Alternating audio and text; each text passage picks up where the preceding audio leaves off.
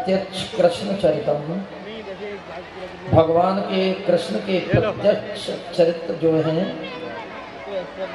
इसे तो बंद कर दो यार, इसे क्या कलिग के अघों से पार करने के लिए एक नौका का काम करते हैं। अथातः श्रुताम राजन, इसलिए राजन सुनो, वंशः सोमस्य पावनः, मैं सोम वंश का चंद्र वंश का वर्णन तेरे समक्ष निवेदन कर रहा हूँ। चंद्रवंश कहाँ से चला? नारायण के नाभि से कमल, सृष्टि क्रम वर्णन के अंतर्गत नाभि से कमल और कमल से ब्रह्मा, ब्रह्मा के मानस पुत्र थे, आंख से जो पैदा हुए, नेत्रों से पैदा हुए अत्रि, अत्रि की पत्नी अनसुईया, अनसुईया के 3 बेटे हुए, दत्तात्रेय, दुर्वासा और चंद्रमा। ब्रह्मा के अंश से जो बेटा पैदा हुआ उसका नाम हुआ चंद्रमा। चंद्रमा के हुए बुध और बुध के हुए पुरुरवा, पुरुरवा के हुए नहुस और नहुस के परीक्षित 6 पुत्र हुए। सबसे बड़े पुत्र का नाम था यति। यति तो यति हो गया, यति का मतलब बाबा जी वो तो गया। और ये इनके 4 पुत्र और भी थे दूसरी रानी से, तो 4 और 6 कितने 10 हो गए, दशांश निकल गया। प्रेम से बोलो श्री राधे। और जो अपना दशांश निकाल देता है उसका वंश शुद्ध हो जाता है। ये दशांश निकल गया इसका। और अपने धन का, मन का, परिवार का, घर का और जमीन का दशांश परमात्मा के नाम पर निकाल दे तो उसको कष्ट मिट जाता है। प्रेम से बोलो श्री राधे। दशांश निकाल दिया, यति हो गया, बाबा जी हो गया, भगवान की शरणागति स्वीकार। ययाति नाम का पुत्र जो था वो उत्तराधिकारी राजा हुआ। ययाति का विवाह हुआ दैत्य गुरु शुक्राचार्य की बेटी देवयानी के साथ। और देवयानी के साथ सेवा करने के लिए दैत्य परवा, विश्व परवा की कन्या सर्वनिष्ठा को भेजा गया। लेकिन इस राजा का स्वभाव अच्छा नहीं था। इस राजा के स्वभाव की नहीं कह रहे हैं, इस वंश में स्वभाव ज्यादातर, अब क्या बताऊं, कन्हैया आया है, मुझे कहना नहीं चाहिए, किसी का भी ज्यादा अच्छा नहीं है, आगे बोलना पड़ेगा। और कन्हैया के स्वभाव की कहें तो उसका भी अच्छा नहीं था, तो हमारा चेष्टा है यार, हम क्या बताएं। प्रेम से बोलो श्री राधे। वो सामर्थ्यवान है, वो कुछ भी कर सकते हैं, उनके चरित्र सब सही है। बिल्कुल देखना उनके चरित्रों के बारे में देखोगे, उनकी लीला जरूर है लेकिन उनका चरित्र तो बिल्कुल लीला के माध्यम से क्या उसने गुल खिलाए, कथा में देखना। इस वंश में ययाति नाम के राजा ने दासी को भी अपनी पत्नी के रूप में स्वीकार किया है और उससे भी संतान पैदा हुई। रानी से 2 बेटे और दासी से 3 बेटे पैदा हुए। नाम सुने एक बार, यदु और तुर्वसु नाम के रानी से दुहु, अनु और पुरु 3 दासी से बेटे पैदा हुए। लेकिन ये बात रानी को अच्छी नहीं लगी और अपने पिता के पास में अपना दुख रोने के लिए शुक्राचार्य अपने पिता के पास गई। लेकिन ये कामी राजा भी इस रानी के पीछे पीछे ससुराल चला गया। पिता के पास प्रार्थना करने लगी, बोले पिताश्री तुम्हारे दामाद ने मेरे अधिकारों का दमन किया है और मेरी जो दासी है, सेविका है, उसको भी मेरी सौत बना दिया है। शुक्राचार्य ने पीछे खड़ा हुआ दामाद देखा तो क्रोध आ गया शुक्राचार्य को। रघुवंशी ब्राह्मण थे। अंजलि में जला हाथ में लिया और कहा मेरी बेटी के अधिकारों का दमन करने वाले दामाद, मैं तुझे शापित करता हूँ, जा भरी जवानी में बुढ़ा हो जाता। जितने दांत से सब नीचे आ गए, घुटने झुक गए, कमर झुक गई, बाल श्वेत हो गए। फिर भी ये हाथ बांध कर प्रार्थना करने लगा, ससुर जी बुढ़े हो गए तो कोई बात नहीं, आपका साफ है, स्वीकार किया है, लेकिन एक प्रार्थना की, प्रार्थना स्वीकार करिए। वो बोले क्या? मेरी जवानी मुझे कुछ दिन के लिए उधार दे दो। उधार? राधे बोलो। क्यों दे दूं? बोले इसलिए दे दो कि अभी भोग मेरी इंद्रियों में बैठे हैं और भोगों से मैं शांत होना चाहता हूँ, भोगों से तृप्ति करना चाहता हूँ, थोड़े दिन के लिए दे दीजिएगा। अब भोगों से ये तृप्ति भोगों से करना चाहता है। भोगों की तृप्ति प्यारे भोग से कभी नहीं होती है, भोग की तृप्ति योग से होती है। गीता में भगवान कहते हैं, रे अर्जुन, भोगान भोक्त्वा वयमेव भोक्त्वा, भोग हम नहीं भोगते, भोग हमें भोगा करते हैं, हम चले जाते हैं, भोग यही रह जाते हैं। भोग क्या है सुन लीजिए, अग्नि है, और भोगने की क्रिया क्या है, घी की आहुति है। अग्नि चली हो, प्रज्वलित हो, और घी चम्मच में लेके डालो और कहो शांत हो जा, शांत हो जा, शांत हो जा, शांत हो जा, और भड़केगी और तीव्र होगी। अग्नि शांत भोगने की क्रिया से नहीं होती, योग की क्रिया से होती है। लेकिन इस राजा ने फिर भी अनुनय विनय किया, प्रार्थना किया, ससुर जी के चरणों में नाक रगड़ने लगा कि मेरी जवानी मुझे दे दो। तो कहा, बोले तेरे पास 5 बेटे हैं, इसी से जवानी ले ले, तुझे जवानी मिल जाएगी। और जब ये कहा कि जवानी तुझे मिलेगी, आहा, बड़ी सुंदर सी कथा है ये। देखो, एक बात समझ में आ जाए तो उतार लेना। जब वासना और काम मनुष्य के मस्तक पर सवार होता है ना, तो वो भूल जाता है कि मैं क्या कर रहा हूँ। उसकी आंखों पे ऐसा पर्दा पड़ता है कि वो अंधा हो जाता है। काम, गीता में कह रहे हैं भगवान, काम आतुराणाम भयम न लज्जा, न लज्जा रहती है न भय रहता है, कामांत हो जाता है वो। और ये राजा भी, ये याति अपने बेटों के पास गया, यदु के पास जाके कहा, बोले बड़ी आस लेके आया हूँ लाला। अरे बेटा बेटा एक काम करिए। बोले क्या? बोले मुझे 2-4 दिन के लिए दे देगा। बोले क्या मांग रहे हो बताओ, बोलो बोलो, तुम्हारा ही तो सब कुछ है। बोले तू तेरी जवानी दे दे। बोले छी छी छी छी, बेटे की जवानी से भोग भोगे, इससे बड़ा गंदा काम कोई दुनिया में है? पिता बेटे से जवानी मांग रहा है। इनकार कर दिया। ये कोई देने की चीज है? यदु को क्रोध आ गया, यदु ने मना किया। ययाति को क्रोध आया और अपने बड़े पुत्र यदु को शाप दे दिया, जा तेरे कुल में कोई राजा नहीं होगा। 4 पुत्रों ने जवानी देने से मना किया, लेकिन सबसे छोटा पुत्र चरणों में गिर गया, पिता से कहने लगा, बोले पिता ये तन तुम्हारा है, मेरे तन में ये रक्त का एक एक बिंदु तुम्हारा है, तुम्हारे द्वारा निर्मित है, मेरी एक एक श्वास आपकी है। आप संकल्प कराइए, मैं मेरी जवानी आपको दूं। पुरु ने पिता को जवानी दी, और जवानी देने के बाद में कुछ दिन बाद वैराग्य हुआ जवानी से। पुरु को ही राज्य भी दिया और पुरु को जवानी वापस कर दी। लेकिन अति उत्तम कोटि का पुत्र है कौन? पुरु। पुरु पिता के आदेश की अवहेलना करने वाला पुत्र नहीं होता। मैंने शुभारंभ में ही निवेदन किया था आज, अनुचित उचित विचार तज जे पालह पित बहन, ते भाजन सुख श्रेयस के वसई अमर पत। 4 पुत्र वो है जो पिता आदेश दे उसका अच्छे से पालन करे, पिता के आदेश का अवहेलना कर दे। मात पिता निज गुरु की वाणी, और बिना ही विचार करह शुभ जानी। ऐसा एक इसी युग की जीती जागती घटना मुझे याद आ रही है। आप सुनना चाहें तो थोड़ा समय लूंगा। बिल्कुल सत्य घटना, ये तो पौराणिक घटना है, युग युगांतर की घटना है, लेकिन इसी युग की कलयुग के शुभारंभ में एक राजा हुआ है भारतवर्ष का, Akbar the great, Ashok the great, Ashok महान। बहुत सुंदर चरित्र है, थोड़ा समय लगेगा। कन्हैया का प्रकट होना है, गोविंद के प्रकट में आनंद लें। लेकिन मात्र पितृ भक्त अशोक का एक बेटा हुआ जिसका नाम था कुणाल।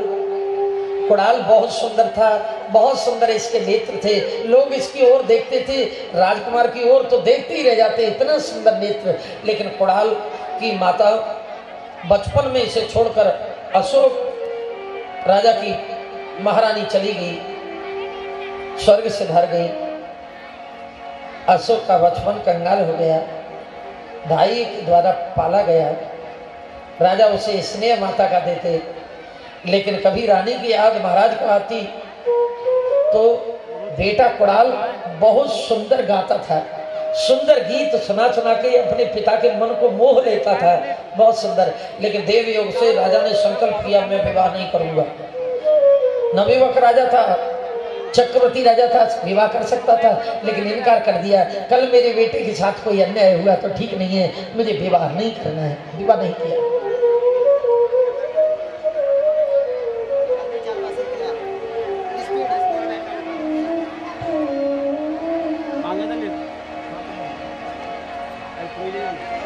राजा ने विवाह नहीं किया और पुत्र को जब 18 वर्ष का देखा तो एक तीक्षिता नाम की राजकुमारी से अपने बेटे का विवाह कर दिया, कुणाल का विवाह किया। कुणाल की गृहस्थी जीवन में कुणाल ने जब प्रवेश किया और अब राजा के मन में इच्छा आई कि मैं भी विवाह करूंगा। प्रेम से बोलो श्री राधे।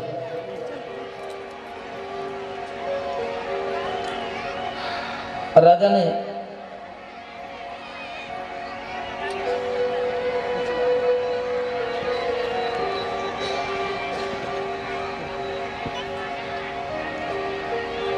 विवाह किया और जब राजा का विवाह हुआ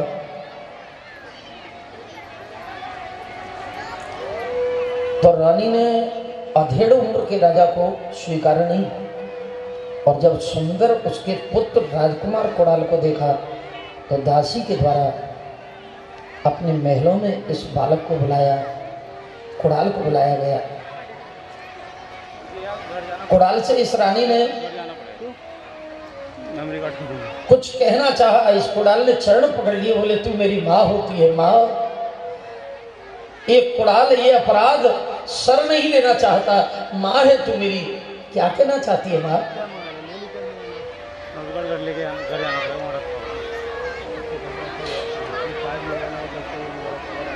मैया ये अपराध मेरे सर पर कलंक बनेगा, मैं ये अपराध, मैं अशोक महान का पुत्र हूँ, मेरे साथ में ये अपराध मैं नहीं कर सकता। बहुत समझाया, माता के समझाने पर जब नहीं माना तो उस माँ ने कह दिया, बोले पुत्र अगर तुम ये बात मेरी नहीं मानोगे तो सुनो, मैं तुम्हें दंड दूंगी। बोले हर दंड मुझे स्वीकार है, लेकिन ये गलत काम मुझे कतई पसंद नहीं, कतई पसंद नहीं।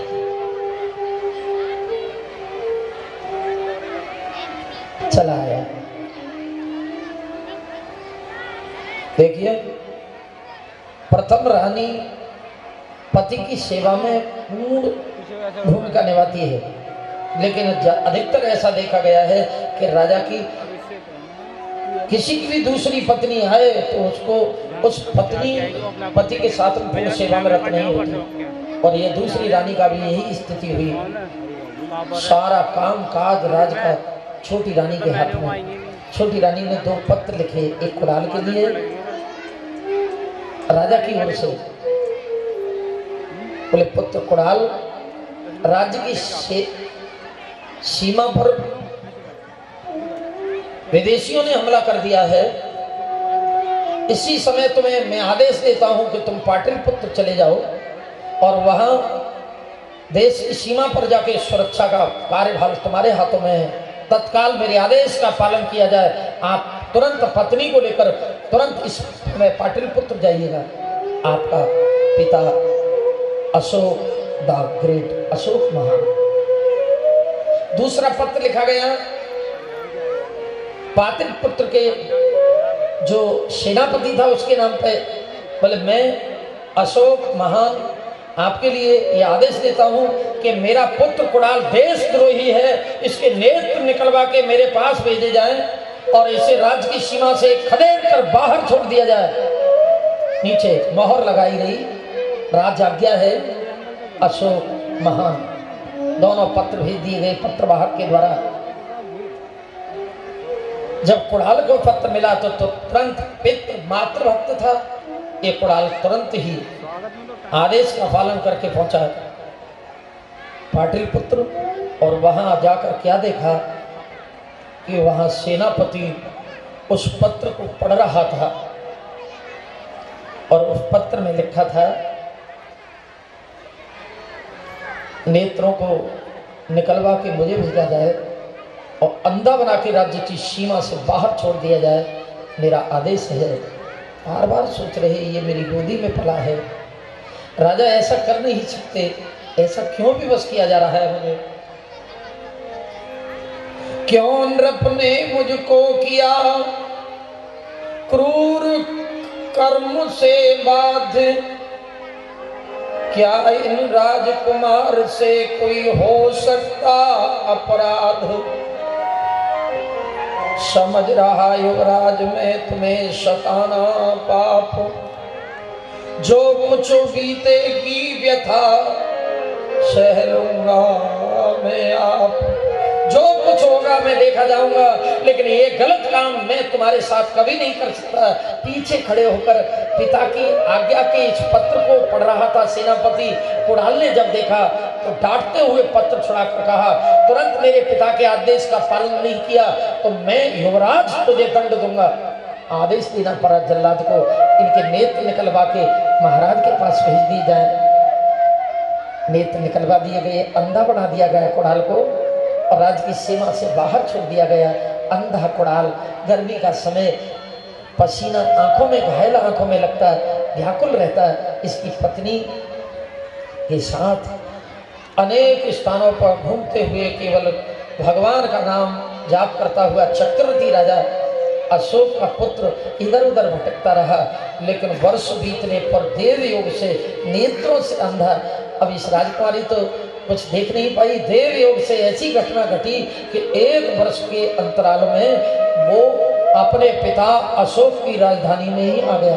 भूख प्यास से व्याकुल दुखी आया। एक दिन आया, पत्नी साथ में थी, मग रास्ते में कदम रखा नहीं जा रहा था, कैसे जाए? सिपाहियों की वेरिंग थी, वहां पर पति को बिठाकर मार्ग में कंचना जो पत्नी है पहुंची है सिपाहियों के पास, हाथ जोड़कर प्रार्थना की, भैया मेरी प्रार्थना स्वीकार करिए। मेरे पति 6 दिन से एक दाना भी अनाज मुख में नहीं गया, बहुत भूख लगी है उन्हें, उनका रास्ते में एक चरण आगे नहीं रखा जाता है, व्याकुल है भूख से, कुछ टुकड़े पड़े हो तो मुझे दे दीजिएगा। मैं आपके सामने गिड़गिड़ा कर भीख मांग रहे, मेरे पति का जीवन बचेगा, मेरे सौभाग्य की रक्षा होगी, मैं आपके चरणों में गिरती हूँ। सिपाहियों ने व्यंग कहा, तेरी जैसी सुंदर, अरे तुझे क्या जरूरत है भीख मांगने की? गीत गाओ, गीत सुनाओगी तो, गाना सुनाओ तो खाना मिलेगा। एक बात बताएं, भारतवर्ष के चक्रवर्ती राजा की पुत्र वधू आज अपने ही मातेदों से भीख मांग रही है। इस संपत्ति पर कभी अभिमान नहीं करना चाहिए प्यारे। आज का करोड़पति सुबह का रोड़पति हो सकता है। करे रंग से राव राजा भिखारी, समझ को सके नाथ लीला तुम्हारी। एक छत्र भारतवर्ष में जिसका उदयाचल से लेके अस्ताचल तक राज्य था, उसकी पुत्र की वधू आज अपने ही सिपाहियों के सामने गाना गाओ, गाना, खाना मिलेगा, खाना मिलेगा। राजकन्या कभी गाना गाया नहीं, नेत्रों में जल भर लाई, रोकर बोली, बोले भैया मैंने कभी गाना सीखा नहीं, मेरे से कभी गाना नहीं आता। याद आई मेरे पति बहुत सुंदर गीत गाते हैं, मैं मेरे पति पर गाना गब्बा के तो रोटी तो दे दोगे ना, 2 रोटी दे देना, उनका जीवन बच जाएगा। पति के पास पहुंची, चरणों में प्रार्थना करिए, स्वामी धैर्य धारण करिए और शक्ति जुटाइएगा, मैं आपके साथ हूँ ना, एक गाना सुना दीजिएगा, गाना सुनाओगी तो खाना मिलेगा, गाना सुनाओ। गाना सुनाने के लिए कहा, बस पहुंची पास में। आज अपने पिता को जो गीत सुनाया करता था कुणाल,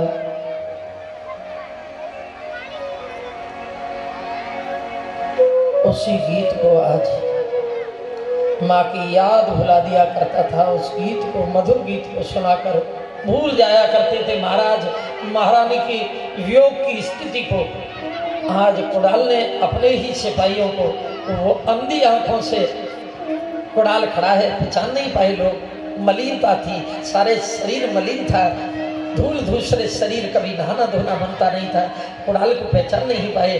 गीत गाने लगा कुणाल। सो रहे थे महलों में महाराज अशोक। उड़ गई नींद, बहुत ढूंढा, कहीं बेटा मिला नहीं, चली गई नींद। ये आवाज तो मेरे पुत्र की है, ये तो कुणाल की आवाज, ये कहां से आई? महलों से नग्न चरण दौड़े महाराज अशोक सिपाहियों की उस बैरिक में आकर क्या देखा? कुणाल, तू? दोनों पुत्र वधु ने अपने सुरक्षित रखे थे। कुणाल पहचान नहीं पाया, नहीं पहचान पाया पिता को। नेत्र नहीं थे ना, कहां से देखता? सारे सिपाही दूर हो गए महाराज को देखकर। कंचना ने कहा, बोले पिताजी, पर्दा किया, थोड़ी पर्दे में बोली और कहने लगी, पिताश्री एक बात पूछूं? पूछो पुत्री, क्या पूछना चाहती हो?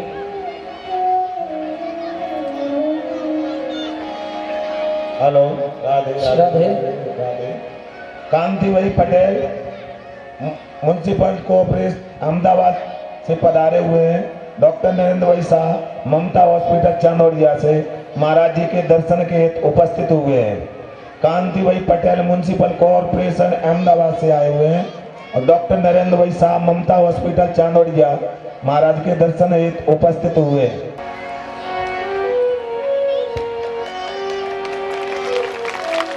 राधे राधे राधे। पट्टा पड़ा, राधे राधे। लाल पट्टी पड़ी पीछे।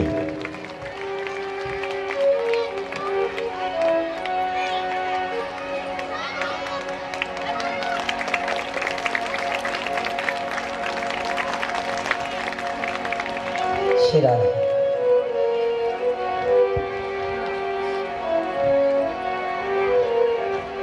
निवेदन करने लगे, कहा, पिताश्री, पिता मेरे पतिदेव ने कौन अवज्ञा की, कौन ऐसा अपराध कर दिया? जासु इनकी रस भरी अखियां दी छीन, इनके नेत्रों से इन्हें अंधा बना दिया। मैंने, बोले हाँ, ये दो पत्र हैं, एक सेनापति के नाम, एक मेरे पति के नाम।